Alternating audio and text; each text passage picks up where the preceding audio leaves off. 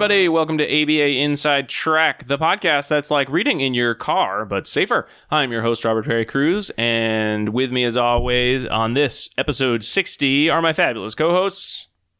Hey, it's Diana. And it's Jackie. Hi. Hi, everybody. Hi, guys. What's going on? Oh, I'm just hanging. I've been eating a lot of popcorn recently, so I got some popcorn teeth.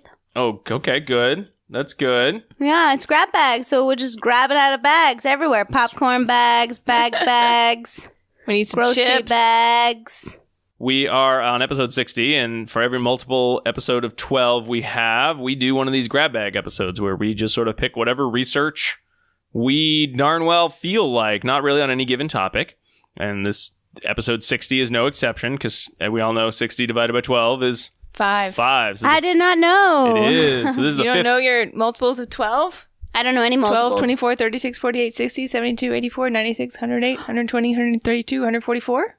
Wow. I know 2, 4, 6, 8. Oh.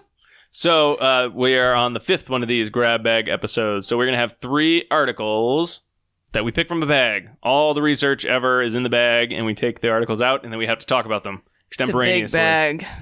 Who would like to go first? Like I don't a think we talked Santa about bag. It's like a Santa bag. I don't think we talked about order before. We probably should have. Anyone want to go first? Anyone particularly? We'll draw our names out of a hat. Okay, out of a bag. Out of a different bag. I got a bag. I win. Okay, whose name did you pull out of the bag? I pulled my name. Okay, great. My own name. My So name. now you can pick My name. the research. Now go to the research bag and.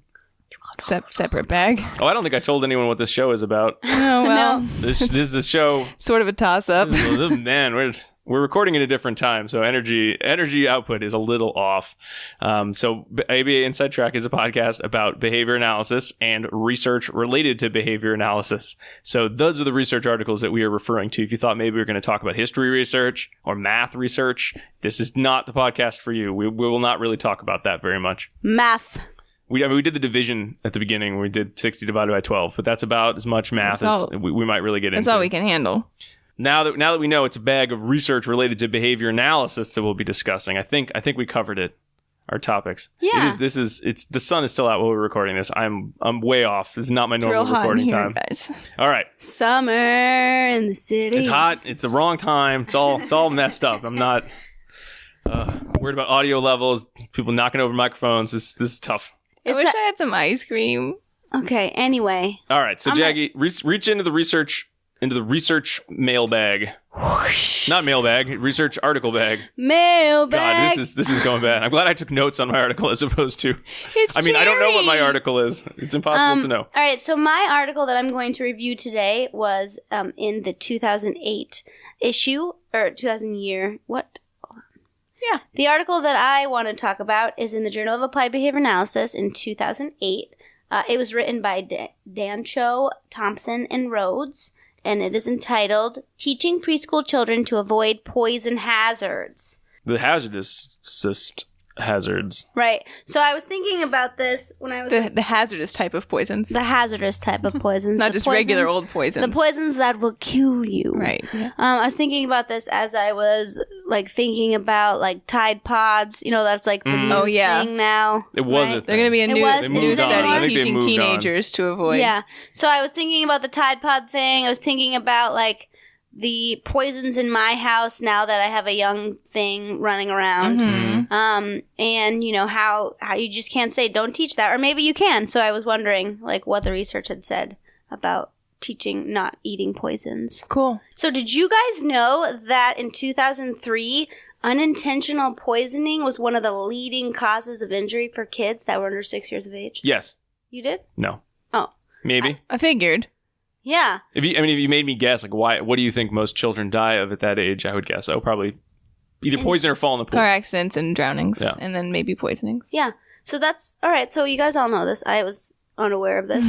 But what I did not know that even caregiver training, so following caregiver trainings, what you may find is that there's still poisons in the home and still accidents, even following training. Just training the parents isn't enough. So what these researchers wanted to look at is whether they could train kids to, if they find something that they don't know what it is, not to immediately taste it. Right? So they're That's what you likely do. I do. Right?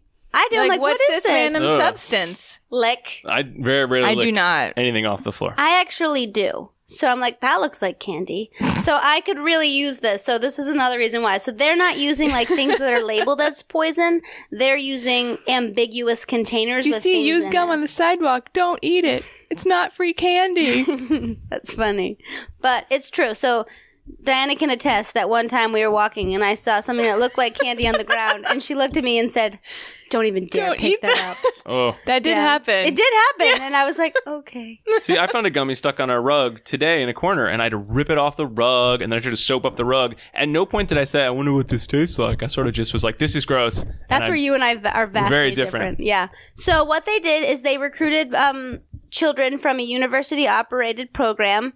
So they had 15 typically developing children, aged 3 to 5 years. And so what they did was they baited an environment. So they had a room where there was ambiguous substances. So they had a pill bottle with some candies resembling pills.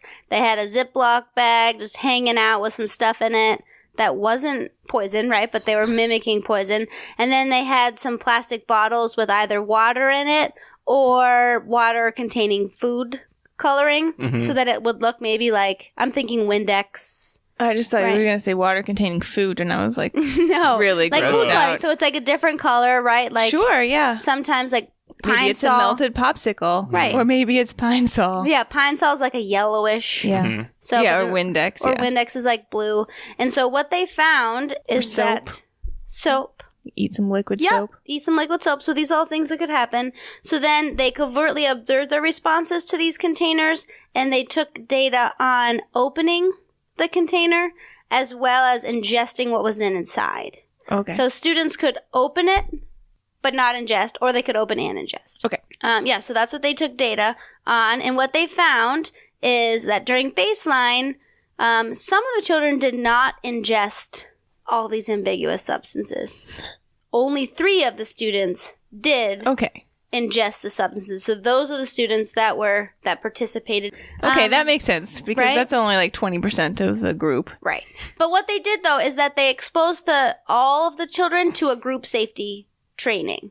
So they had 2 30-minute periods of safety training in small groups of 3 or 4. The training consisted of verbal instructions, modeling, rehearsal, and feedback. And then they explained that if you eat these things that you don't know of, it could make you sick. And the safety instruction that they provided is always ask a grown-up you know before eating, drinking, or tasting anything. And wait for an adult if no one is available. So if no one's around, don't just be like, oh, well, I'm going to eat it. So that was the instructions. They modeled what they wanted the child to do. Then the experimenter asked the children to rehearse this, and if they didn't eat the snack, they received a snack that they could eat. Right? That makes That looked sense. identical. Yeah, No, right? just It's kidding. like, and this is Skittle number 2. Is this the actual like study? This is part of the study. So this Okay. is the group safety training. Okay. That everybody got in groups of 3 and Okay. 4. Right? So then they had these containers with a second experimenter posing as 5 different adults, such as a mother or teacher, and they practiced those skills. After discussion with each child, they asked them to demonstrate the safety skills and say what the safety rule was, like wait and ask before eating, drinking, or tasting anything. And then role play ended when children correctly performed the safety skills 5 consecutive times. So that's group safety. Following group safety training, they assessed the students again, and 3 continued to eat the ambiguous substances. The same 3? Yeah. Oh, wow. And the safety training didn't increase eating of ambiguous substances with those other children.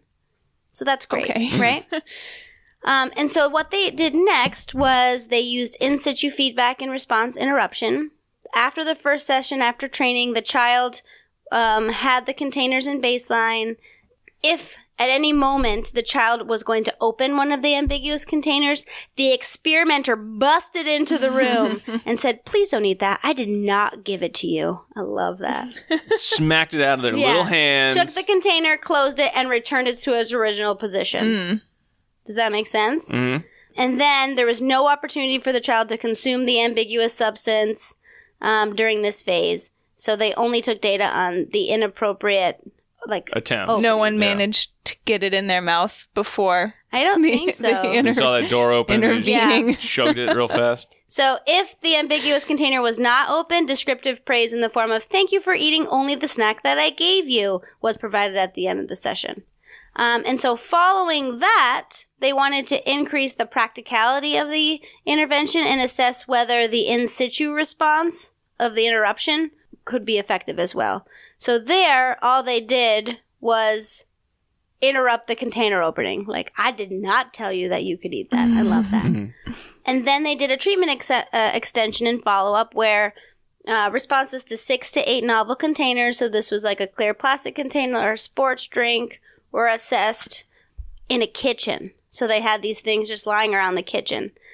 And so they were on a cart next to her chair. They were in the kitchen. They were asked to wait in the chair and given a cookie while the experimenter did laundry. And then they exited and watched what the child did. So that's what they did. And what they found, they looked at it through a multiple baseline design. So again, only 3 participants engaged in inappropriate ingestion. Right? Yeah. Gestation is a different thing. Yeah. Ingestion. So in baseline, they were actually ingesting quite a bit of food.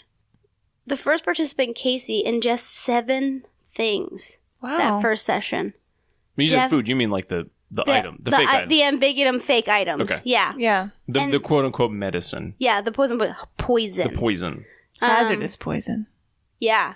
And Dan's our third participant. Dan opened a ton of stuff, but only ate a few. So Dan he was just curious. Dan opened 9 containers, but only ingested 4 of the 9. Well, that's still kind of a lot, actually. Yeah. Right? How many poisons do you need to take before you're dead? Before you poison yourself. He was like, that didn't taste like poison. Right. I didn't die, therefore it was fine to eat. Right. And so when we look at the group safety training... What about our second our second participant was variable. What is her name? Her name is Anna. Okay. And she opened some containers but ingested more. So she probably took multiple things out of containers. Like, how is that possible? Right. So she ingested at most 6 things and opened 3 containers. So there's probably 2 things in each container there, and she ate them. I have to say, I am surprised. I know it's only 20%, but I still didn't realize that typically developing children would eat random things at this rate. Yeah. And they're oldish. You know, they're not like... Were they? Between 2 and 5. Okay. They're out of the put everything in your mouth stage. Right. And they're actually just eating things. Yeah. And so for when we implement group safety training was actually a little bit effective for Casey. So you see near 0 rates of opening the container except for the last session. And he only ingested 1 thing during group safety training, which is better than baseline, right? But still, you're looking for 0. You really are looking for 0, right? And then when we look at Anna, she actually increased inappropriate ingestion up to 8 items and only opened 1. So she opened 1 bag and ate everything inside. Way to go, Anna.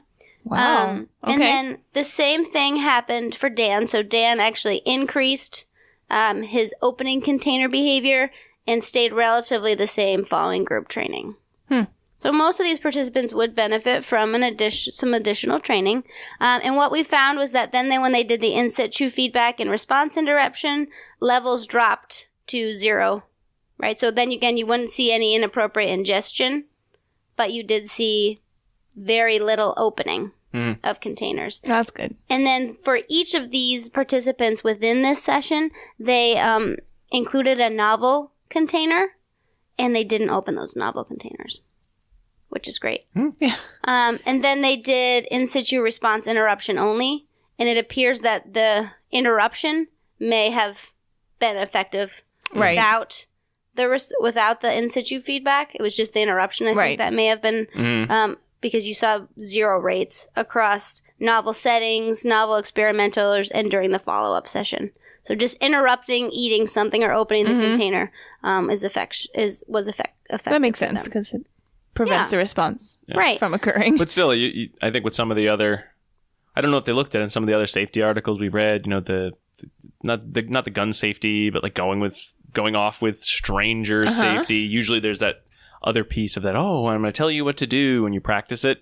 So I'm curious whether that would always be the case, that if you just interrupt children from doing something, do they often just learn, I shouldn't engage in whatever I was doing? Yeah. And they weren't yelling at the kids, so it's not likely that it was because it was aversive. I mean, I could see some kids, if you just yell like, what are you doing? Like, they'd freak out. They'd never try that again because it would be so aversive to have been yelled at. Yeah. I think a lot of kids are sensitive to that type of adult reprimand, even if it's not presented in a like loud or scary way.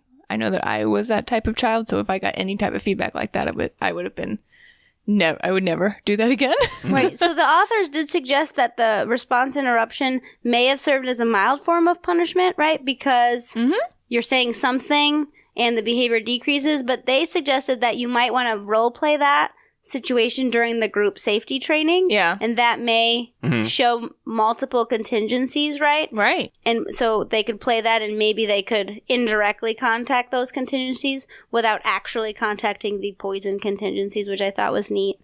And it was funny to note that one child that wasn't included in the study asked permission to eat the food during baseline, but didn't during training. So he didn't even try. Yeah. So that's nice.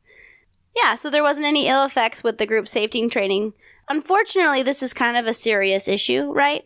So if some kids are great with just the group safety skills, we have to be careful that some kids may need more. And so this is a good approach that we could use to teach kids if we needed to, give them a little more instruction on that. And the baited assessment condition would be a really helpful way to teach those skills without directly putting them in harm's way. So that's what we got here. So if you were to try to include that in, say, like a preschool curriculum, the key piece might just be hey, kids, remember the rule. Don't eat things if an adult doesn't give them to you. The adult doesn't give them to you. Anyway, let's go play. What's all this crap doing all over the place? I suppose you could eat it, but if I see you touch it, I'll go, what? No, don't do that. Yeah. Please don't eat that. And usually there's multiple rooms in a preschool, right? So if they're like on the way to the bathroom, you could like bait the hallway with like something that looks like candy, because there's tons of things that are candy that look like other things. And that's a way you could teach it, incidentally, following the group safety training, or on the playground, which is a common place on playgrounds where there's like weird stuff that like teenagers have left, unfortunately, right? Sometimes. So that's another way that you could, on the actual preschool playground, you could incidentally teach those skills to make sure that they ask permission or come and tell you, and those sorts of things. But that was the practice and the reprimand got 100% of the, or not the reprimand, but the feedback. The feedback. Yeah. That was 100% of the students. 100%, yeah. So I almost ask, if I only had so much time and I had to pick one way to teach kids not to eat things, I'm probably better off just putting a bunch of stuff all over the place that they could eat and then tell them, no, please don't eat that. Yeah, the authors they're not sure if that's the only thing, because they only did that following the group safety training, so they can't eliminate the effects that the group safety training had something. Right. But together, they can say that both of them work. But that might be a good fun study. It didn't make the kids more likely, at least in this study, to eat things they shouldn't from the training. So the training seems innocuous enough. But the kids who weren't going to eat anything continued to not eat anything. Right. The kids who were, they weren't suddenly like, that seems like a good idea. Yeah. Right. Wow, thanks for the info. Look really tasty. And I think we are in a culture where as much as I think adults don't believe these, like, all these videos or these little trainings, they don't do anything. It's still, here's the training you have to do on don't eat poison. Okay, well, I did that. Therefore, the chips fall where they may after this. Right, yeah. And it might be better to just be like, no, I don't even need you to do that. You can make a general statement as part of your classroom rules, but don't even bother. Don't do a sit down. Don't do the movie. Right. I just need you to set these things up. Yeah. And then it would get teachers and adults doing the key component right away, rather than, I've kind of masked the part of the treatment that's actually useful. Because if I had a big book of like, here's how you set it up, like, I'll just kind of watch the video. Right. That's fine. I got other things to do. They got to learn their ABCs. I don't have time for this. Right. That's true. I like that. Cut to the chase, right? Curious. Yeah, Cut to the chase and see if it would just work. If we gave them the rule and then we just did the in situ training and the response interruption, that would be great. Because if you said to a teacher, hey, set up your classroom for in situ training, they're going to say, I don't want to do that. That seems weird. Right. Yeah. I don't have time for that. Right. That's ridiculous. They should know better. Their parents should teach them not to use. Right. Yeah. That's funny. I lock up on my poison. They'll never see poison here. It's but there are a lot of reasons that it would be, enough response effort that I could see people sort of balking at the idea of it. Yeah, I agree. Interesting nonetheless. Cool. Is there research on if, let's say, you set that up and it's a whole group in situ and one student receives the feedback? Does that have the same effect if everyone is standing right there and observes? Master's thesis. I don't know. I haven't seen any research on that, actually. What's the observational learning? Well, it would depend. Say?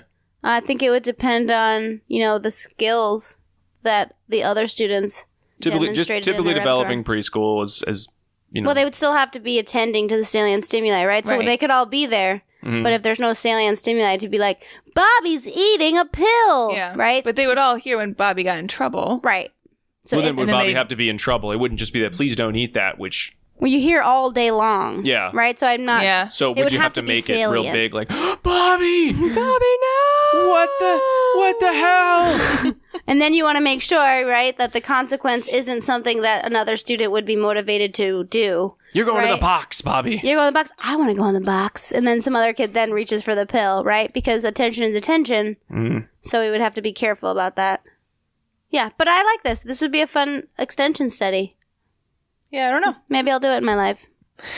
Okay. Yeah. Cool. That's what I grabbed in the bag. All right, I'll go next. Okay. So let me grab in the bag. I'm stuck. Got it. I'm doing Griffith, Ramos, Hill, and Miguel using equivalence-based instruction to teach piano skills to college students. You love the piano. I do love the piano. From the Journal of Applied Behavior Analysis, 2018. Ooh, that's a new one. Oh, you're like serious. All right, and this has excellently stimulus equivalence. Excellently. Excellently terrifying to discuss. So I'll see what I can do. One of the reasons that this study came about, because you might think, who cares? Why is this in the Journal of Applied Behavior Analysis? We have bigger issues than teaching college students how to play the freaking piano. But hold on one second, say the authors. There are some key components of piano that might be beneficial. But anyway, let's get into how piano is usually taught. So typically, if you were learning the piano, did you guys do piano lessons? Yes. Dana, you did. Jag, I did too. I did piano as well for many years. So typically, piano instruction is going to involve a lot of the components that we see in much instruction using behavior analysis. A lot of imitation, some amount of memorization, a lot of repetition, a lot of breakdown of the skills of the individual steps, a lot of practicing. Not a lot of reinforcement. Yeah. Mm-hmm. The two main methods that are out there now are the Suzuki Method, which is how I learned, and the Alfred's Basic Piano Method. Actually, I think I did both of those. I think we have some books on our piano. Yeah, we do. Yeah. The Alfred Basic Piano Method. So both of them really focus on mastery of a skill. They teach differently. I think Suzuki's more about just the repetition, whereas Alfred's more about the breakdown of the skills. But there's not really like a strong recommendation. Like, this is the way that you must learn. This is how you learn your notes versus your chords versus tempo. It's a lot of it just, here's the personal preference of, here's what you're going to be doing. The teacher thinks that this is the best way to learn, so this is what they teach you. And there's not a lot of evidence-based practice of how best to learn piano. Right. Again, who cares? Kids who learn the piano seem to practice a lot. Kids who drop the piano. Okay, that's fine. That happens with a lot of skills. But there's the thought of music, and playing music is often correlated with improved reading and math performance in kids, higher IQs, increased social awareness. So maybe there is a reason that we would want to make piano playing as easy, straightforward to learn as possible, because you get more kids playing. You might see correlated increases in math and reading and IQ. I don't know, maybe. I like that. That's more prodigies. I think prodigy would imply that you're not learning to be a prodigy. You just sort of are one. You can be incredibly skilled. Looking at equivalence-based instruction, which is sort of what this article is going to be describing, is kind of one way that they thought, well, could we make piano playing easier by using equivalence-based instruction, or EBI? You could teach a few stimulus relations, which are, again, So this is a quick refresher for those of you who are not as familiar with stimulus equivalence, which is me as well, but luckily I have some notes in front of me. So equivalence-based instruction usually has the teaching of a few select stimulus relations. So those are called your baseline relations. And then learners will usually just demonstrate emergence of other relations that were not trained. So usually we see this with our match to sample training. You'll pick like a positive comparison in the presence of a related sample. So two things that kind of go together. And just by sort of teaching a few of the relations, magically a lot of the other relations will just emerge out of nowhere. Yeah, and it's important to know with stimulus equivalence, you're looking at two stimuli though that do not look like each other, so they're distinctly different. So they have different forms. Yes. Yeah. Arbitrary. That's the word I'm looking for. Arbitrary. Yep. And so it basically comes down to I have the stimulus A1, which is probably maybe someone saying something, and you're taught, oh, that's the same, what I'm saying is equivalent to what I'm seeing, what I'm smelling. I mean, whatever it is, B1, C1. I mean, whatever you want to call them. They're just three or four, could be more stimuli that are taught to be equivalent. Then you teach some sort of discriminative function. So if I have, I see stimulus A1, so if someone says something, I engage in some response. I pick a card or whatever.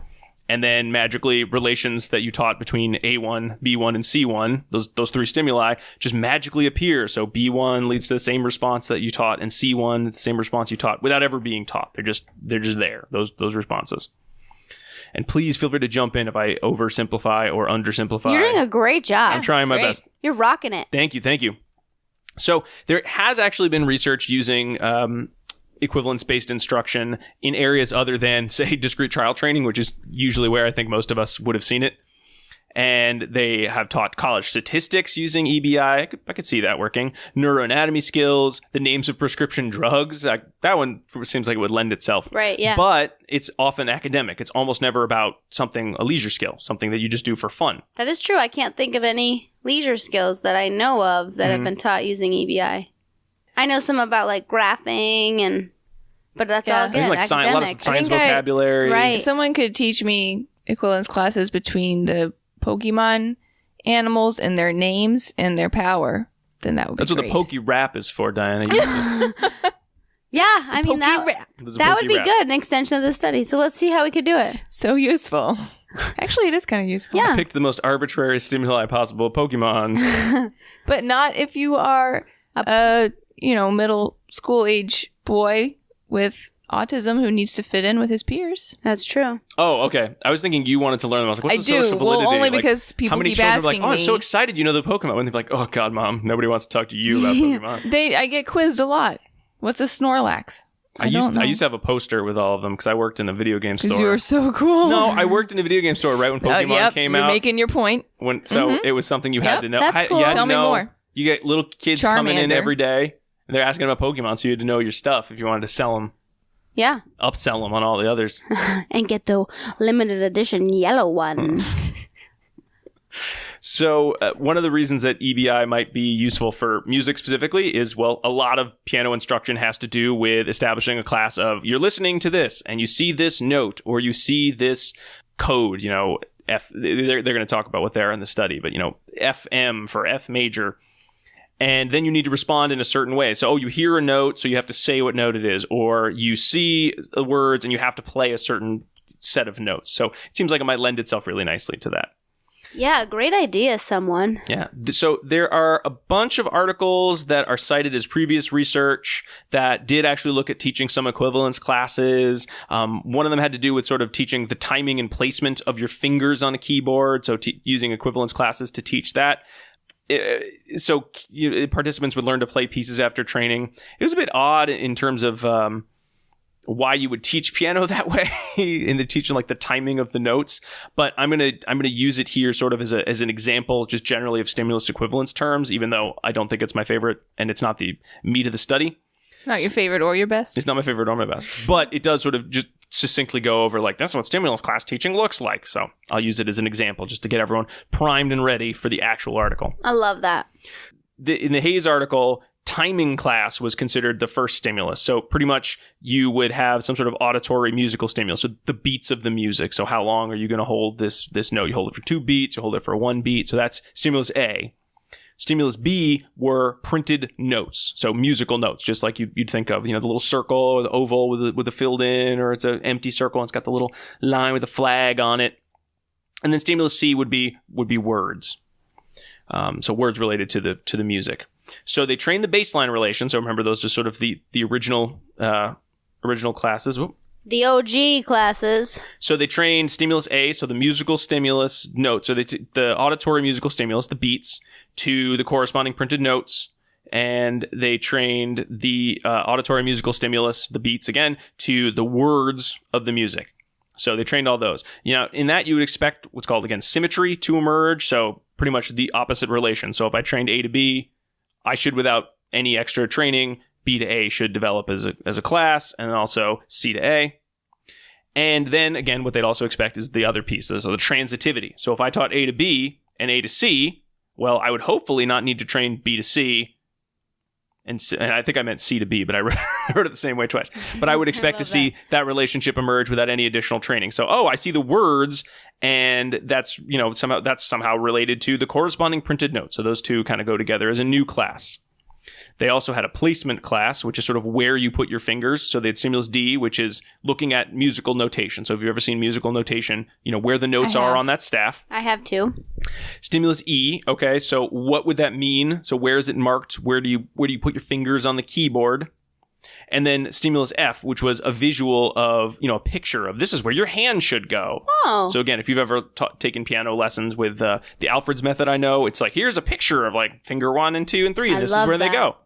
Same thing. Train your baseline relations, D to E, D to F, D to G. You could test for symmetry, but you'd expect to see that if I taught D to E, I'd also get E to D, and so on and so forth. And then again, that transitivity. If I taught D to E and D to F, I should see E to F relations emerge. Yes. So, pretty much what they found, so those are two different sets. So they trained some people in ABC, some people in DEF. Everybody learned to play the piano, but if you learned the timing relations, you weren't able to do the placement relations. And if you learned the placement relations, you weren't able to learn the timing relations. So pretty much you learned to do one skill, but not enough to actually play piano. Did they ever branch across? Because I know some stimulus equivalents will take two different things and then branch across. So make some, like maybe the A, B, the C, and then the D. It wasn't really clear. I don't think they took out C and G later to take out verbal classes. Right. So just to do the visual and the auditory, and they got the same results. Okay. They didn't really do like a transfer of function test, which was one of the concerns. They didn't really go, oh, now you can do all these other things with these new relations. It sort of just seemed like they were seeing if they could teach the relationships, and they didn't. It's a good starting part. It's a good starting point. So there were some later research articles looking at, again, auditory to visual match to sample tasks to teach different relations between a sequence playing on the piano to a sequence of notes on a staff. So what they hear and placement of their hands, I think, to what they could see on the musical staff. And again, the participants demonstrated an emerged relation of, look at these notes and where they go on the staff. But they didn't actually learn to play the piano. So who cares? That's funny. Look at all these notes you can read. Where would they be on the piano? Oh, here and here. Could you play me a song? Oh, no, I only have this one party trick. Let me sit at the piano and tell it to do this. Let me tell you where the notes are. That's funny.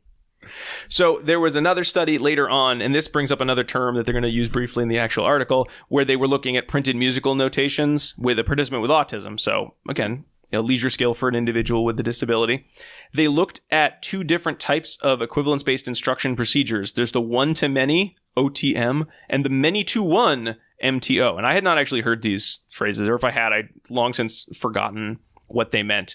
So when you have one-to-many procedures, you have a selection of comparison stimuli in the presence of some sample stimulus. So you're going to pick, stimulus B1, C1, or D1 when you see this A1 stimulus. And then the opposite is true if you're doing the many-to-one, the MTO. The selection of the comparison stimulus happens in the presence of either of the sample stimuli. So if you see B1, C1, or D1, you should pick A1. So just go in the opposite direction. Okay. Cool. And in this case, they did actually train relations between the printed chords in two different languages. There was a lot of languages on that article. That research study. And we're able to teach lots of relations between look at this chord written in whatever language, and now you can play that chord. And the one-to-many seemed to be the more efficient of the two training methods. Good to there know. has, surprisingly, when I started reading this, I was like, this must be the first study of its kind. Apparently, no. There have been 4 very similar studies. I would have thought that too, actually. Yeah. But very interesting. I guess that's what happens when you start your research review. That's all fun and good, but let's talk about the current study. So the current study really wanted to say, all right, well, it looks like you could use EBI methodology to teach some piano playing, but let's look a little bit at the fact that they used all sorts of weird different stimuli, sometimes had nothing to do with playing the piano. They didn't have a lot of participants, so it's not going to hurt to do another study with more participants. And there really wasn't any direct assessment of whether the separate members of all these established equivalence classes ever acquired like a behavioral function. So the point wasn't really I'm going to show that I can now play the piano. Sure. So they looked at, okay, let's just use a simple EBI procedure and let's see, can we train adults some basic piano playing skills, which would include identifying, printed names and musical notations of a couple key chords, and then actually playing the chords given their names, which would be, functional. Look, Yeah, wow, right. I can play the piano. The function is, I actually play the piano by reading these. And then also kind of looking at some of the different equivalence class formation, how equivalence class formation would go with vocally reading notations and then playing chord sequences in an actual song. So transferring the function not just to, if I see this stimulus, this picture of a chord, I play this chord, to if I see all these different stimuli, I can play a song. Mm-hmm. And I love again, that. as someone who I've learned a little bit to teach myself the guitar, and one of the reasons that I stuck with it, like the second or third time I tried, was I found a website where they're like, I'm going to show you some chords. With those chords, you can play a song. Because there's nothing worse than saying, I can play an E chord, E, E, E. Now I play the A chord, A. And that's all you do. And then you're like, now what? I can play these chords. You have to have something, product. You have to be able to like, look, everybody, I can play a song. And if people say, wow, that's amazing, or you just listen to yourself and say, I can't believe I can play this. So I learned Johnny Cash's version of Hurt. Oh, fun. Which, again, was not a song I ever thought I'd be able to play on the guitar, but I could. And then they took that site down because they said it was violating copyright. There you go. So don't go looking for it, everyone. But I learned that's a enough. bummer. I learned enough that I got a bunch of like Beatles chord books, fake books, so I can play a ton of Beatles songs that I don't necessarily know, as long as they're chords that I'm familiar with. And I know about 6 or 7 chords that I can play pretty automatically, which means I can play probably about 70% of the Beatles catalog. In Green Day. And Green all Day. 100% of Green Day's You used to catalog. be really good at Rock Band, though. I'm still good at Rock Band, but that again Rob's is wicked good at rock. Yeah, Yeah. he's like the best. Rock Band skills don't necessarily generalize to actual guitar playing because it is a giant plastic instrument with 5 Buttons. giant buttons. Anyway, You so can play little kid songs too. I can play little kid songs easily. Yeah, Yeah. I think you should bring yourself out to birthday parties. yeah. When this Rob, when this the podcast and famous stuff doesn't work. pianist / musician / behavior analyst. So again, I did appreciate that this study looked at, I'm going to teach you to play a song, as opposed to, I will teach you these arbitrary skills relating to the piano. So that was a strength of this study. Built-in generalization. So we had 6 participants. They were typically developing female college students. I don't know if they chose just female or that's who they got, who were at a large university, and they were going to get credit for doing this. They needed to make sure they had no prior musical experience with either match the sample procedures or music instruction. And they know that because they gave them a test and they all failed. They got 0. They got no questions right about music. I love that. So this was all done in front of, they had a keyboard and a computer. So the computer would present the different visual and auditory stimuli. For the training purposes, they had a big binder of chord pictures, and they had a full-size piano, which they referred to as a full-size piano that had 61 keys, which is weird because the piano has 88 keys, so I don't think that's a full-size piano. Almost every modern piano has 52 white keys and 36 black keys for a total of 88 keys. I don't know why your one has 61. So limitation, they used a keyboard with only 61 keys. Oh, is a 61 key keyboard enough? Someone has asked this. Oh, okay. It's probably pretty good. So it was Oh, a key. good. So it was the keyboard they used. But I think they referred to it as, unless it's just wrong in my notes, full-sized piano. Limitation. Not a keytar? That is not actually a full-size piano, and it is not a keytar.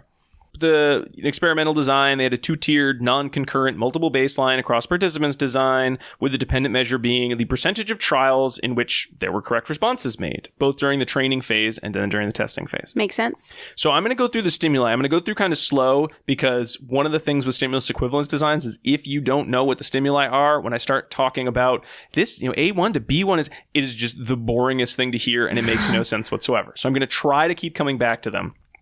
Just in the interest of time, I don't want to just keep saying the whole title. So They had 5 different groups of stimuli that they were either training or that were going to be part of the test. A through E. And then in those 5 groups, they had 3 different stimulus classes, which are going to be 1 to 3. So A1 would be the A group, stimulus 1. So A stimuli were all dictated notations of the type of chord, and they had 3 chords they were practicing: F major, G major, and a C major chord. Okay. So that's speaking. So A1 is F major, A2 is G major. Am I saying that? That's the stimulus right there. Right. The B group of stimuli were written letters: FM, GM, and CM. Let's guess them. Which, yeah, again, spoiler alert, they kind of figured out without training that FM probably meant the F major. Yeah. The C group of stimuli were printed pictures of notes on the treble clef. So treble clef, for those of you who are not music savvy, there's 2 clefs. There's bass clef, which is like a little hook, looks like a little shepherd's crook with 2 dots, and treble clef, which is a weird looking thing. If it's An the weird ampersand looking looking thing. thing. Yeah, it kind of looks like an ampersand. Yes, actually. Every good boy does fine. And so it's just a picture of them. So it was 3 whole notes. So it was just 3 circles, 3 ovals in a chord progression. So they're sort of stacked on top of each other like a little Tetris piece or something.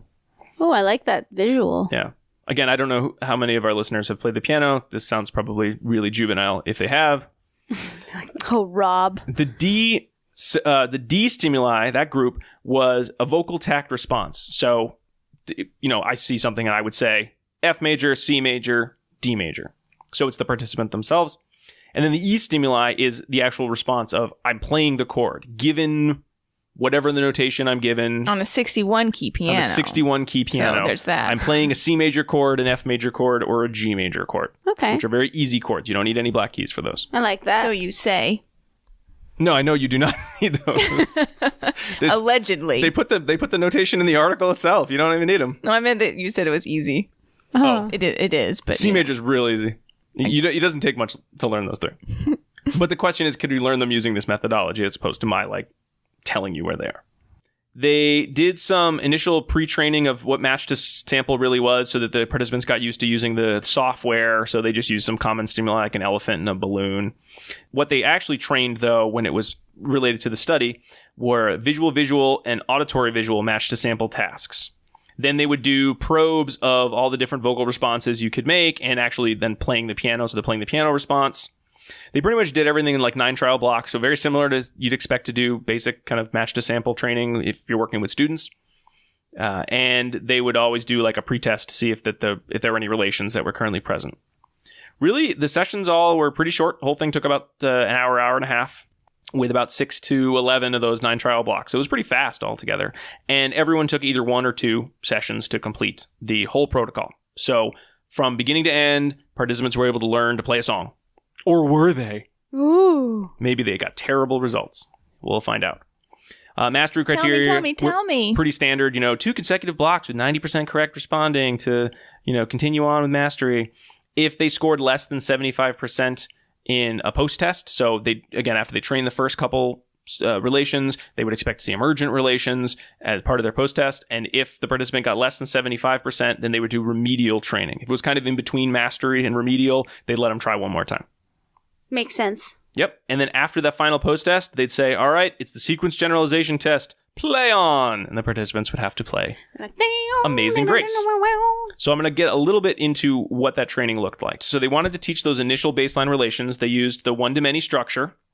For the training period, the experimenter would control the mouse. This is all done on the computer so that they could do a correction procedure if the participant made a mistake, as opposed to just having the participant clicking all over the place. Sure. They started with the auditory visual match to sample test. So the computer would say a chord name, and then they would have to select the written chord, either in the letters FM, GM, CM, or in the actual musical notation. And you'd click a blue box to start the trial, then a white box would appear with the auditory sample stimulus would be presented, and then you click the white box, and then the 3 comparison stimuli would appear on your screen, and then you'd click on the correct one. They trained an AB response, and then AC. So that is the dictated notation to the written letters or to the printed picture of the notes on the treble clef. Which I don't know why they did the printed letters. You might see those though if you're looking at musical notation. They might put them if they have a super fancy, right? When you have keys, lots of fast, they might just put FM because it's if you just want to play one chord, right, that'll sound pretty similar. So they trained those, then they mixed them up. Then they mixed up with the training. So sometimes it was AB, sometimes it was AC. Makes sense. They used a 5-second constant prompt delay procedure. So pretty much they'd immediately use a gestural prompt. And then if they were correct for some number, 90% across 2 consecutive blocks of trials, they'd sort of wait 5 seconds. So everyone pretty much learned that without a lot of extra prompting. They would differentially reinforce the independent and prompted answers with praise. Yes, that's it. Or they'd make the phrase, no, this one, and then gesture to the correct response. They'd say, eh. They'd say, nice job, jerk. Try harder. No, they did not. They just said, no, this one. After they taught the A, B, and AC relations, they'd move on to the post-test to see, did the equivalence relations form? So it was pretty much just this similar setup, but they were testing the untrained relationships. So they do kind of the visual to visual test. So if you have the written chord name, will you match it to the musical notation of the chord? And this time the participant controlled the mouse because it was a test. So they'd succeed or fail. That makes sense. And then they also did the vocal test. So they'd see the chord name written out, and then the participant would have to say, oh, it's G major, F major, C major. And then they'd also do the musical notation. Same thing. So pretty much the same response, just one is letters, one is notes. Okay. If anyone needed remedial training, they'd get it after the tests. Participant 2 was kind of the dud of the group. You always need one, though, because nothing works for everyone, right? No, that's right. It's okay. She just needed some extra help. That's right. So after... Music doesn't come naturally to everyone, Rob. It definitely doesn't come naturally for me. Okay. So you are the participant 2? I'm participant 2. Full disclosure, that's me. I'm just kidding. It's not. Everybody learned it. I'm going to sneak ahead. Everybody learned these responses, but, participant 2 needed a little bit extra help. After they trained all these kind of musical reading responses, it was time for piano training. So the experimenter would say a chord name, and then they'd place your hand on the keyboard, and they'd use manual guidance. They were hand over hand. Jeez. And then they'd push your hand down so you could play the chords. Wow. They didn't model? Nope. They used hand over hand. Okay. After those relations I hope it was like right behind, I hope it's like you're behind them and you're like reaching so around, inappropriate. like ghosting, like ghosts, like like the pottery. I'm doing the pottery right now. But you guys can't see it, right? But I hope they're just like, your golf swing's a little off. Let me help you. Let me fix your fingers on the key. Oh, I love that. They probably didn't do that, but I love it. It's probably less creepy, I'm sure. Yeah. So they taught the relation between experimenter saying the chord name, so stimulus A, pretty much, to where your hand would go on the piano. Yes. And then they went into the piano playing post-test. So this was participants sitting at a keyboard, and they'd have pretty much the visual stimuli from the B and C sets in black ink, and they would just turn a page and then ask, play what you see. So if you see whether it was FM or the actual notes, you would play that chord. Following that, they did the sequence generalization post-test. So pretty much they just took all the different chords. They'd present a novel sequence of all the chords they'd mastered or textual representations of them, either one. And they would just be expected to play Amazing Grace. Wow. They were also asked to sing while they did that, which seemed hard to do as well. But I think Amazing Grace, if you just play a chord and you haven't practiced tempo, it's not going to sound like anything. But almost everyone can sing Amazing Grace. So I'm guessing they had them singing along so they could just sort of plod along with the chord. I actually tried it after I read the article. I went and sang Amazing Grace. Blah, sweet, blah, blah, yeah, you're right. Blah, that's yeah. how. Yeah, so but like some of those minor notes, you don't hear them in a major chord because major chords are really bright sounding. So I did try it. I might record it later. Yeah, record it later. I might record it later. And then sing it along too, though, because you have a great voice. Oh, thank you so much. All participants did terrible on their pretests, except for the ones testing the relations between the FM AB and BD. F major. Yeah. Again, there was some sort of a partial correspondence because it was like, oh, F major. Oh, I know what that is. It probably is the FM one. So those they did fine on, but the other relations they did not have at all. And everybody with the very first set of auditory visual match to sample training, they learned in about 6 to 10 blocks. So about 54 to 90 trials. So pretty fast using a computer. Yeah. Except for, again, participant 2. And then everybody passed the visual match to sample test and then the final vocal tests. Except, again, participant 2 did not. So they got 36 trials of remedial training. It was just AB and AC relations mixed. Yeah, it didn't take them very long. Then passed. And then everybody met mastery for that piano training condition. So actually playing, seeing the different chords or hearing the chords playing the piano. That's what really matters. Yeah, which is the key, right? The functional piece. Yeah. In 3 to 6 blocks. So again, very fast. 27 to 54 trials. Again, these trials, should be real quick.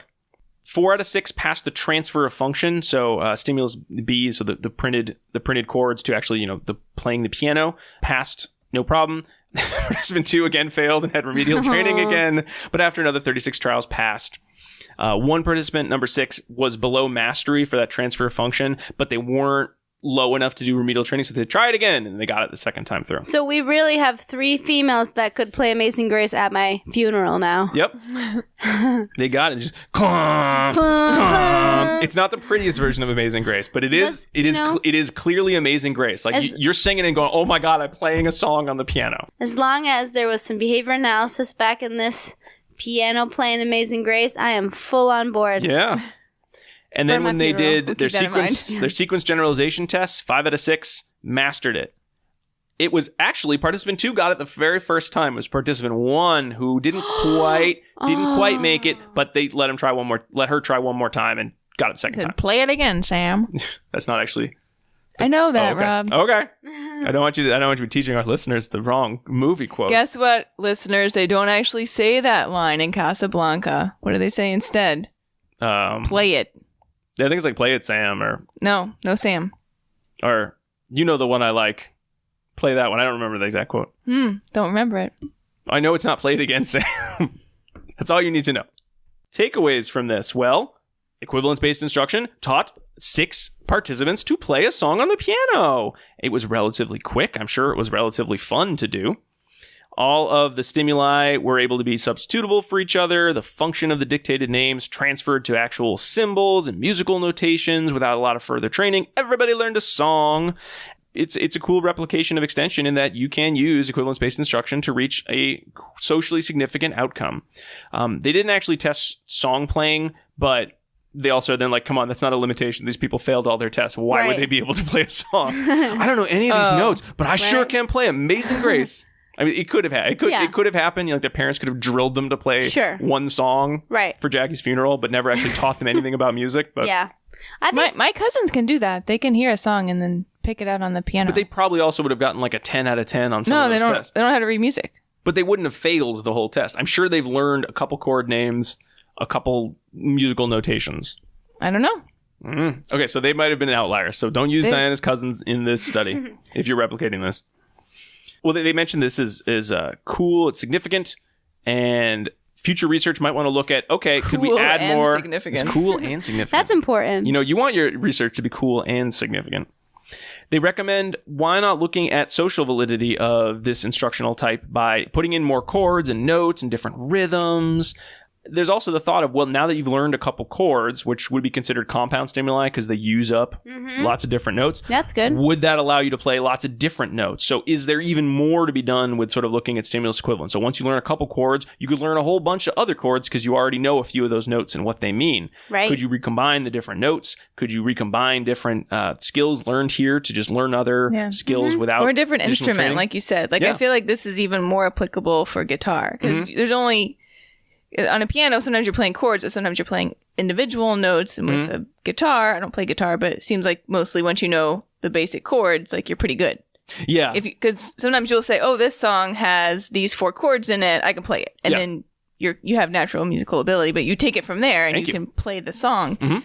So maybe someone should do this with guitar. I like that. That would be cool. Thesis. There you go. They didn't fade the consequences. They didn't have, the reinforcement. They didn't fade them out. They just sort of, I'm not telling you good job anymore. Right. Which they said, who cares? But again, you might be using this for children. So children might need to get more praise than an adult. Possible. So, one thought for the future. Could someone take all this and put together it's the ABA piano playing practice? I love that. And it just goes through, this is how to play piano from soup to nuts. Now you're a virtuoso. There you go. That would be cool. Could you teach different chords, different rhythms, generalized skills across the different octaves? And then the other piece is, since you can teach it, is this actually better than any of the methods that currently exist? So if you want to go and do research on piano playing, man, there's a billion things you could do. I love that. 1 billion. I like that. I like billion. the question of whether this may be a more effective use of time, right? Because if you want to learn the piano, it's better to use time wisely so you can learn more. Exactly. So anyway, my article is super duper long and complicated, so why don't we take a very quick break, and then we'll come back, Diana, and you can reach into the bag yourself. All right. We'll be right back.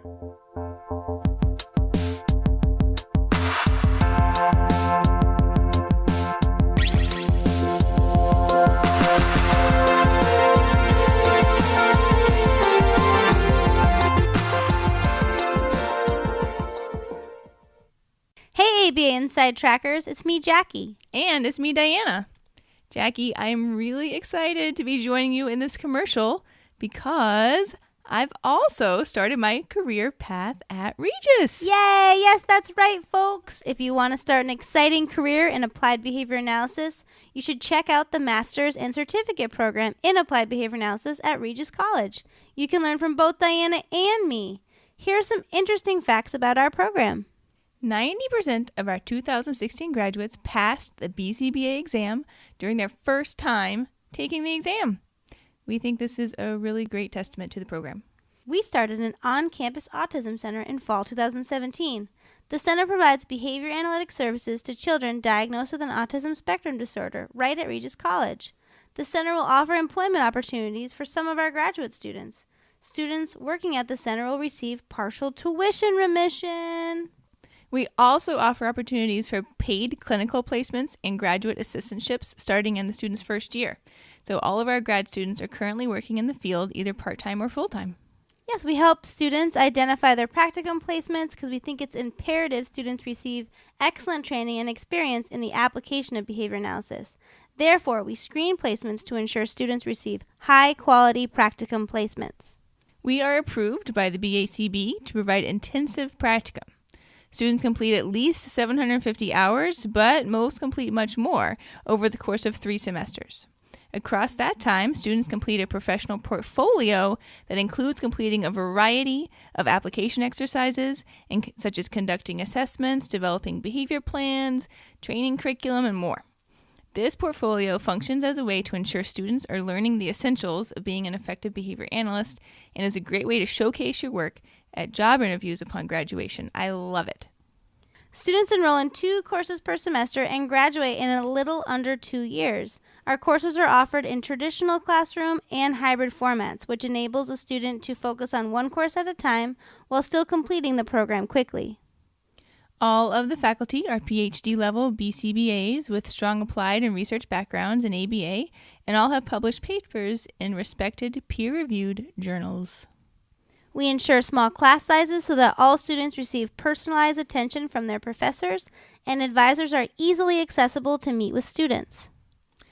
There's also an invited lecture series at Regis, which involves inviting outside experts in ABA to speak on specialized topics relating to practicing ABA, and these are really great opportunities for students to learn from a variety of experts in the field in addition to their professors.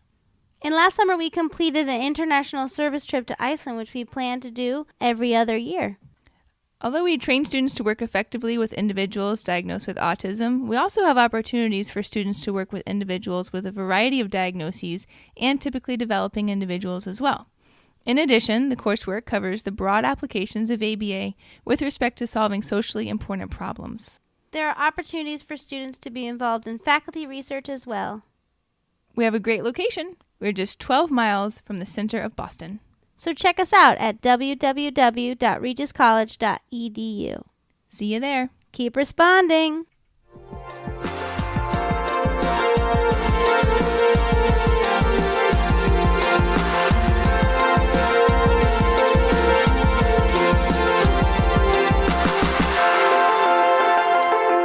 And we're back.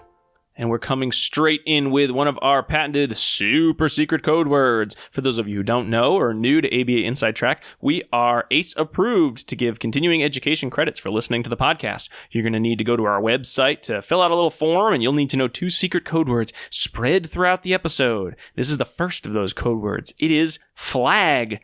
FLAG, flag. You could have an American flag or a Canadian flag or any flag of the world that you would like is a flag. Or a spring flag. A flag yeah, you could have a picture Happy of something. Easter. A red flag. A red flag. Yeah, I played a video game. I got a Welsh flag. I was very excited. Neat. Because you're Welsh. Because I'm Welsh, yeah. I didn't expect to get that in a video game, but hey, there it was. Sometimes people ask us how many CEs each episode is worth and what type of CEs they are. So just so everyone knows, it's 1.0 CEUs per episode, and they are type 2 CEs. Yes. Neato. Yep. Flag. All right. The extra 20 minutes that you get of delightful banter is for free and does not count. Yes. Right. We don't want the BSB looking too closely at our recordings and timing. Like, when did they stop talking? They went off topic about dogs or something. Rob's talking about his own piano lessons. That's not part of the research. I gotta Jackie's take that eating out. popcorn. Someone's eating. Someone's making mouth sounds for a while. Yeah. Who needs it? Who hates mouth part of the bonus sounds? footage. Yeah. Yeah, it's bonus footage. That's right. Yeah. All right. Anyway. All right. And Diana, you're the last one of us, last but not least, to That's reach right. into the grab All bag. right. I'm going to get my article out of the bag. Here it is. It's titled Effects of Neutral and Enthusiastic Praise on the Rate of Discrimination Acquisition. Brand new, Java 2018 by Weyman and Sai. Wow. I did not know about this article. It feels like one of those articles of everyone knows this, but nobody's done the research. Quick, do the research. No, hilariously, I have 4 students in my previous lab, because they've all graduated now, that have been working on this specific issue, and I have not looked at this study yet. Because it just came out. And we haven't talked about it, obviously, because I am like, whoa. Right. So that's interesting. Like, it just came out in the spring issue. So that was a month, 2 months? I gotta get on it. Brand new. Well, this will be good because it'll help you think about what you're going to do with those data. I love this. Okay, great. Okay. So yeah, I was excited to see this because I think, again, it's one of the things that we teach everyone to do. Use enthusiastic praise. But what is the research behind that? And should we do that or should we not? And it also makes me think of one of my favorite scenes in Zootopia where Judy Hopps comes back from her hard first day of being a police bunny, but they assign her to be a meter maid. Do you remember this part, Rob? Yes, of course. I don't think you've seen it yet, Jackie. I have not seen Sad. Zootopia We're yet. going to have you watch it, but The Academy Award winning Zootopia? I have not seen it she yet. comes home. It was a hard first day. As she gets home, she's microwaving her lone little carrot in her little bunny microwave, and her parents call. And she's like, oh no, it's my parents. They're like FaceTiming her. And so she turns the FaceTime on and she perks her ears up so she looks all happy. And they're like, oh, Judy, how was your first day? And she goes, it was real great. Just like that. And I've been doing that a lot lately, but You really have actually I know. been doing that a lot. It was real great. So when I saw this article, I was like, oh, it's like perfect for me because I keep doing that. And people either recognize that I'm being facetious or wonder if I'm perhaps making fun of them. So I maybe should stop, but So I really you're worried enjoy that they have not been acquiring new skills, as you say that, in their presence. Right. So you're exactly. worried. Are you harming them permanently? Right. And I think part of the reason why it resonates with me is because we instruct people to give enthusiastic praise, but half the time when we do so, I think it sounds over the top, fake, not genuine, right? Or is so crazy loud that it could be annoying or overstimulating to the students. And I think that that's something that we need to think about as well. They didn't look at that quality. With this particular study, they're treating enthusiastic praise as on the up and up, just providing high-pitched, high-volume, happy praise versus neutral, low-volume, monotone praise without this additional quality that I've assigned to it of perhaps being disingenuous or annoying. So that's probably a conversation for another day. But we instruct everyone to use praise as a reinforcer. We want to produce praise as a valuable reinforcer for individuals with autism or other developmental disabilities. But there's a lot to consider there when we say praise, what really is entailed in praise, because praise could really vary in the content, in the quality, or in the tone of the praise that's being delivered. So there's been some research thus far that's looked at this area, but not a whole ton of research. And what's out there right now there's been a few studies that have evaluated enthusiastic versus regular praise. Seems that the results on skill acquisition are kind of variable, whether it's a toss-up as to whether enthusiastic praise produces greater skill acquisition. with maybe erring on the side of, yes, go ahead and use the enthusiastic praise. Another aspect that they looked at was caregiver preference. And caregivers prefer giving enthusiastic praise. Yeah. Which makes sense. Mm-hmm. But we don't know yet whether the students preferred enthusiastic praise. So that was one of the foci of this article. Mm-hmm.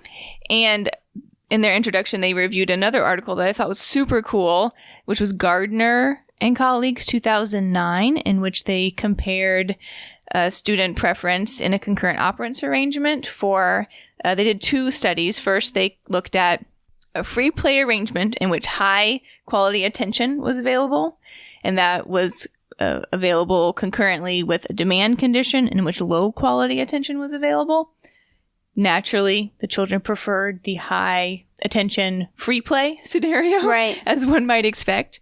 I would pick that. Right, but then they flipped it and they compared a free play scenario with low quality attention and a demand scenario with high quality attention, and most children switched over to the demand scenario with high quality attention. Oh, interesting. Right, so that's a super cool study that I have not read, but I really want to go back and read it now. Reminds me of the one cited in some of the dog research we talked about on the previous episode. Sure, dog research. Where the dogs would prefer going with their owners. Their owner was always the big, no matter what it was, as long as it was the owner that was preferred. Yeah, that's interesting. Just that idea of, reinforcement's reinforcement, and what it will be different. Yeah.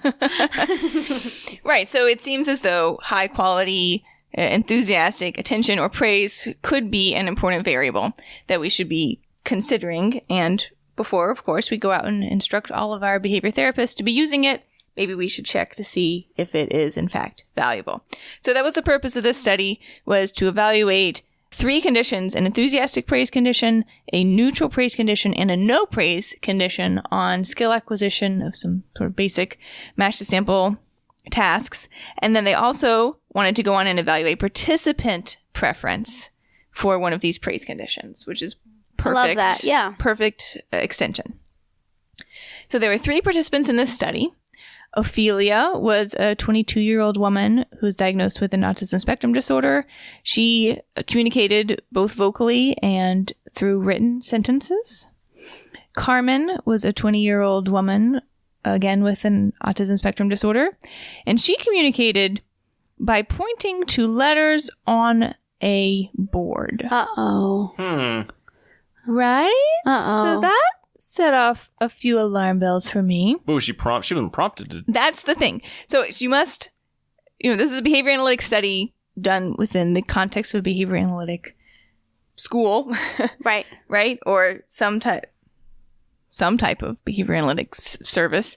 So I do not think that she would have been prompted, as in manually guided, to use this letter board, because listeners out there, that would be either rapid prompting or facilitated communication if someone was hand over hand prompting her to use this type of letter board, which has been shown to be not a valid method of communication. Research shows that facilitated communication teaches people to write beautiful poetry and claim that their parents molested them. Not.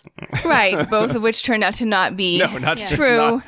And produce great levels of hardship for the families that were affected by this horrible ongoing crisis related to facilitated communication. Right. So, on a side note, I want to know, it's just not behavior analysts that don't agree with facilitated communication now. Right? There's many organizations, including ASHA. Mm-hmm. That was a thing recently. The speech to language. The Speech to Language Pathology Association has now also declared that facilitated communication is not evidence-based and should not be used. I like it when, we as a field can join with other fields and really take charge of our science. Just any science. Yeah. Just science. Just science. Just science, guys. Finding evidence. Evidence-based science.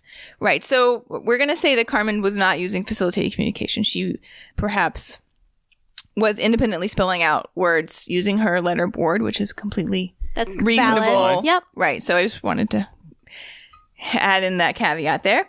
So she was our participant number 2, and then participant number 3 was Mason, who was a 19-year-old man also diagnosed with an autism spectrum disorder, and he communicated using one-word vocal or written sentences.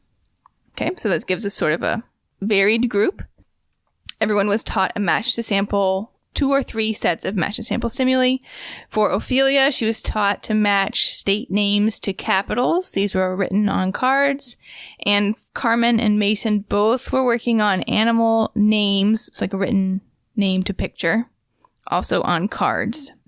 This was taught in a standard match to sample format, which I'm not going to go into in too much detail here, but they either completed this independently with a vocal prompt of match. And I would like to note that they counted that as a vocal prompt, right? Yeah. Because things vary out there, and sometimes you will hear that provided as the initial SD to match. And, there's varying, folks are going to fall in varying places on this. But what I've been taught is that the stimulus itself should serve as the SD for then engaging in the matching to sample response, rather than using an additional vocal prompt such as match. Sure. Right. So they count it as a prompt, and I want everyone out there who might be using match as their initial prompt to think about whether you want to be doing that or not. So that was the lower level prompting. Then they also would provide a model prompt and a physical prompt, depending on what was needed. And then, of course, they faded those out until mastery was seen with each of these stimuli. So that was the task that was being used. And then there was comparison for each of these sets of stimuli. One was assigned to each condition, either the neutral praise, the enthusiastic praise, or the no praise condition. It's a lot of conditions. I think it's just enough. It's a good amount of conditions. It's just the right amount of conditions. I wanted to give you guys the definitions. So here, from the text, neutral praise was defined as praise delivered in a monotone voice with low pitch, fluctuation, and volume. Okay. Enthusiastic praise was defined as praise delivered with high pitch, fluctuation, and volume. Can I try this? Yes, and I'm going to give you the phrase to say. Okay, good. And then no praise was no praise. Okay. Nothing was said. Okay. I'll do no praise. Okay, you do no praise. I will do. I just did it. Good. You Really missed it. good, Rob. I'm gonna do. So good. I'm gonna do enthusiastic, and you can do neutral. Okay, so all the praise statements were 6 words. Our personalities. No praise, neutral, and enthusiastic. That's awesome. So the phrase was, great job matching blank with blank, based on whatever it is. Got it. Right? Okay. Great job matching Carson City to Nevada. Wow. Is that the capital of That was your Nevada? neutral? No. Oh. That was just my example. Okay. Jackie, you're going to give us enthusiastic praise. Ready, go. Great job matching blue to the sky. And I give you neutral praise. It's hard to do neutral praise. Great job matching Albany with New York. It's not. I imagine in Pee-wee's Big Adventure when that voice comes and goes, Mr. Herman, paging Mr. Herman. Yeah, neutral is kind of hard to do. Nice I have job. to practice. Magic Low-pitch faucet to fluctuation Massachusetts. But that sounds like a robot. It's the Nice most neutral job voice of picking all. Massachusetts to Boston. Nice job matching Boston to Massachusetts. Good job. It's like a Oh, robot. that's really scary. Now I'll eat your soul. Yeah, right. You think you got it right, but now you're dead. Great job matching Albany with New York. Oh, but that sounds like provocative. Yeah, it's like a sultry. Yeah.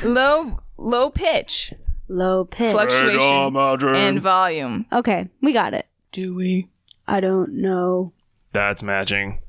That's matching. That's doing. I feel like it's The like match. zombie. If like you had to like, in other words, it's how you would talk as a zombie. Zombies don't talk, Jackie. They don't? No.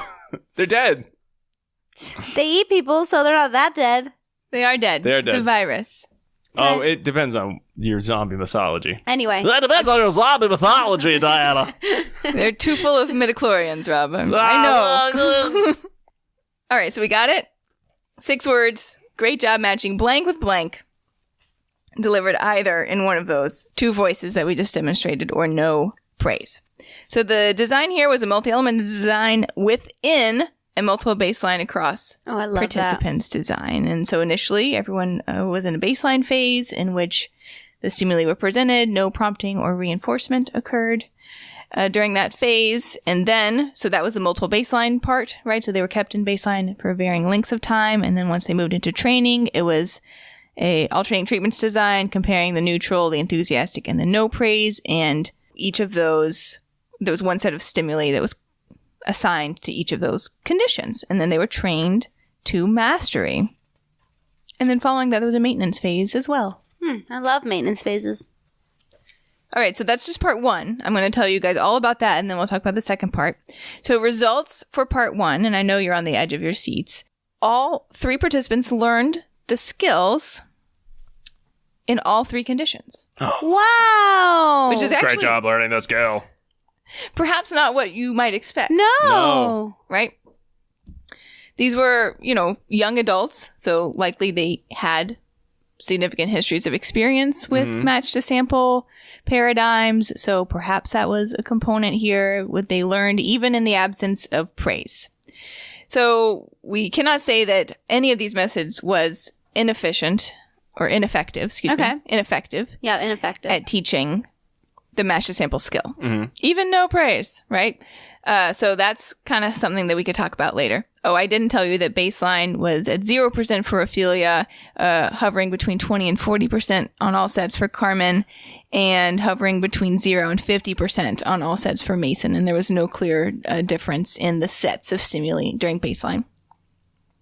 So for Ophelia, once we moved into treatment, stimuli that were associated with the enthusiastic praise condition reached mastery after 4 sessions of training. However, for the neutral and the no praise, it was more like 1, 2, 3, 4, 5, 6, 7, 8, or 9.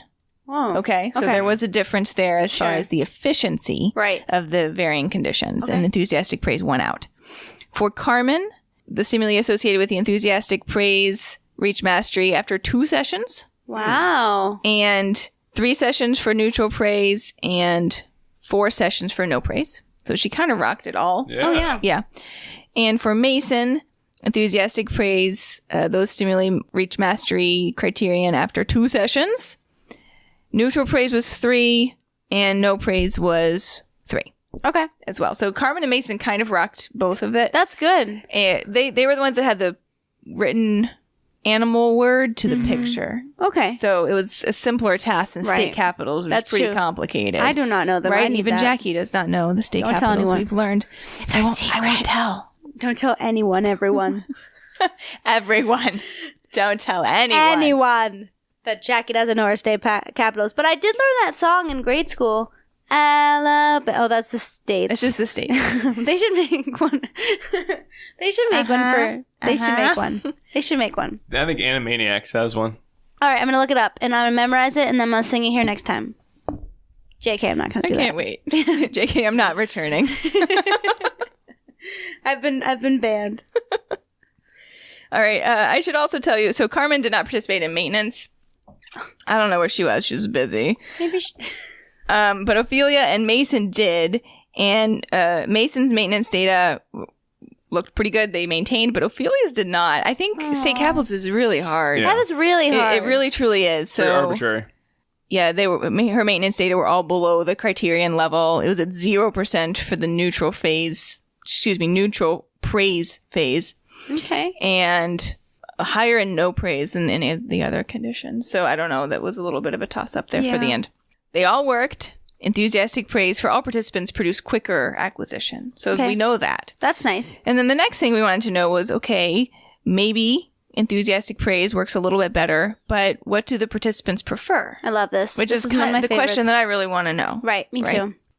We talked very recently about the type of preference arrangement that Yeah, they did we did. in this study, because what they did here was based on Luzinski and Hanley 2010.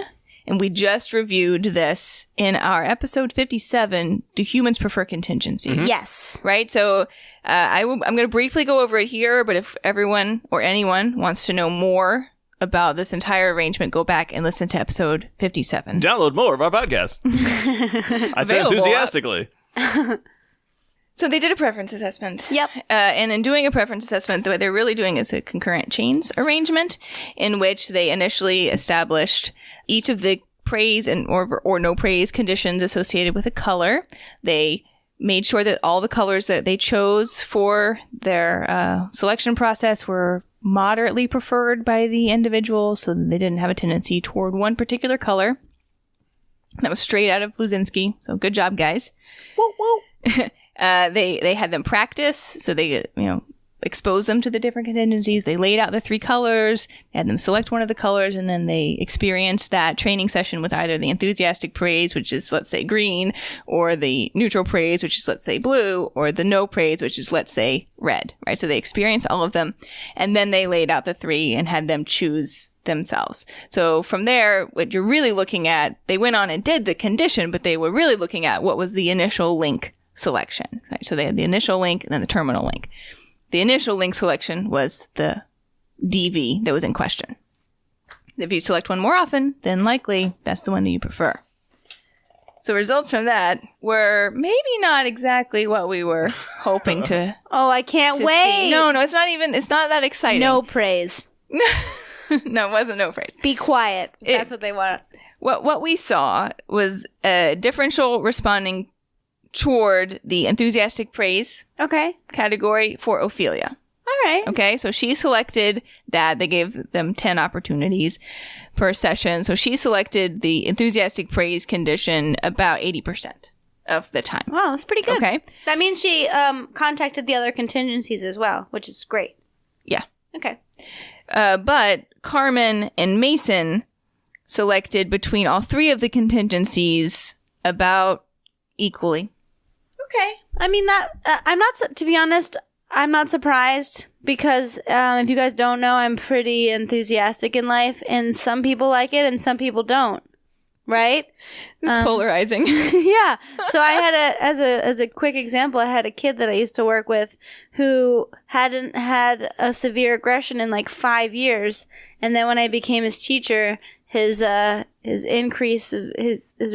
increased dramatically, and they ran a scatter plot and found out that he was only aggressing in the presence of myself. And then they were like, well, what's going on? And they were like, yeah, I think he just finds you annoying. Like, you have to like tone it down a lot. And so I did have to practice like my neutral, like, nice job. Mm-hmm. That is purple. It seems like the kind of place you'd be like, we're just going to switch you off. Like, what is the point of this? No, I kept doing it. But then I had to be like, my man voice. And then that worked. So when I stopped being enthusiastic and high-pitched, he engaged in less aggressive responses toward my face. It's good. I'm glad they figured that out. Me too. Like, we know the problem. Yeah, it's right? You. It's you. It's not us. It's no one else. It's just you. It was pretty awesome, though. Okay. So that could be perhaps what's going on here. Right. They didn't select away from the enthusiastic praise. They just appeared indifferent. So both Carmen and Mason were relatively indifferent to the whole thing. They learned maybe slightly more quickly with the enthusiastic praise, but they learned quickly with all of them. They did not seem to have a preference for them either. So maybe they were like, yeah, I got it. Cow to cow. Can I go do something else now? Sure. So that could have been the case. Ophelia learned more quickly with the enthusiastic praise, and she preferred it as well. So perhaps there are, varying learner profiles for whom idiosyncratic results. Yeah, that's pretty much always idiosyncratic results. Mm-hmm. Right, but so, some folks maybe really respond well to enthusiastic praise, and it's going to be beneficial to use that when learning. And for others, maybe it just doesn't matter as much. Maybe the task at hand matters, or maybe the ultimate reinforcer that's provided at the end matters. And another point they made is that these learners learned whether there was praise provided or not. They learned anyway, so maybe... That's true about life, though. They're adults, too. Right. People don't praise me for the majority of things I do. And I do. I walk around following you like, nice job, Rob.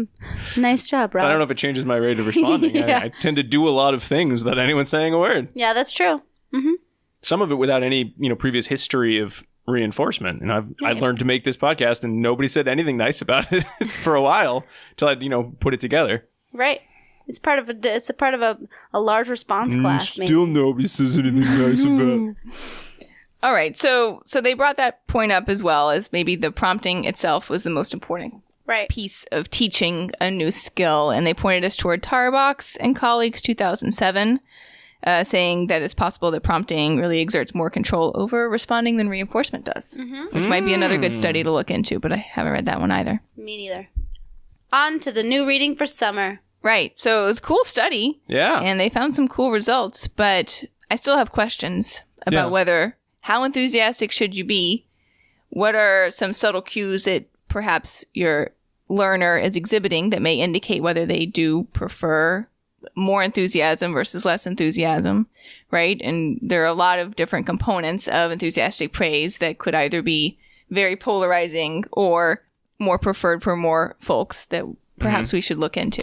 I don't like it when it's like overly loud, fakey. No, and you don't need to. know? I think we should just think about something that makes you happy and give your praise like, oh, that's the thing that makes me happy. And then it sounds very natural and pleasant. I think pleasant to the ear. Because the other piece of, if a kid responds by sort of like, I don't care, like don't say anything, say it neutrally or praise, I think you'd still err on the side of the positive praise, not so much because of, or the enthusiastic praise, not so much because of, well, the student might not care, but everyone around you is going to notice because I know, you know the people who you're like, God, that person must be so unpleasant to work with because like, yep, you did it, good job.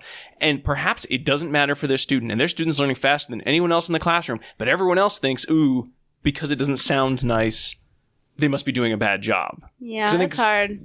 The majority of humans, I think they hear a positive tone of voice. That means something good. Yeah. Awesome possum. See, with that, You're a rock star. But I could see your face. I could see your eyes. It's like that. What's that show? Lie to Me, where the guy was really good at knowing people are lying. Like I could see it in your eyes. Like they're not happy. I'm dead inside. Your dead eyes. Dead. All right, cool. So let's do more research in this area. It's very interesting. There's no definitive answer. All right, everybody. That brings us to the end of our grab bag episode. No. I know. It was a fun one. No, it started off so terribly, too. Yeah. So I'm glad we got here. I actually feeling really tired right now, and I'm wondering it's because I think of podcasting and then bed. Oh, because it's usually when we record. Usually it's like later. It could in the also evening. be that it's 100 degrees. That's true. It is 100 and degrees. You've been sitting in a spot, reading and talking and commenting for a long time now, much over an hour. So, I better make sure to give everyone their second secret code word, and it is written somewhere. Here it is. Our second secret code word is Chucky. Chucky. You guys know why I thought of that? I don't like that guy. Chucky the creepy doll. Because when I do these grab bags, I couldn't think of a better name, so I just kept changing the number, and then I write some sort of like goofy horror movie semicolon response. So I had him on the brain because I had to think of what I was going to call this one. That's fair. This one's Curse of Grab Bag. The last one was Bride of Grab Bag. Oh, I never got that. Oh. It's the most fun I have. Producing the podcast is naming the episode. All right, we'll let you have it. Chucky. Well, everyone, no dissemination station for these grab bag episodes. We sort of built them into the discussion, and because there's no general central thesis to be learned from 3 articles about piano playing, praise, and don't eat poison. Enthusiastically don't eat poison while playing the piano.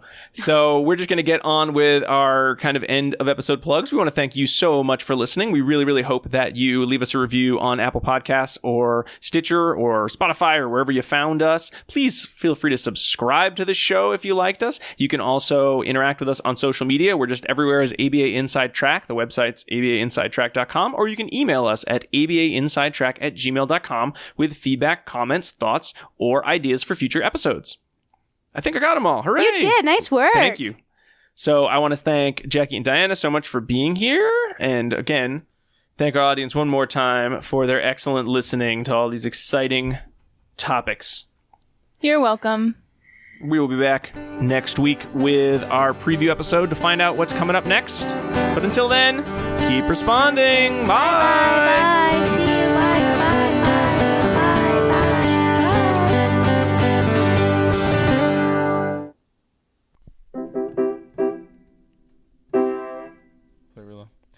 Amazing grace, how sweet the sound that saved a wretch like me.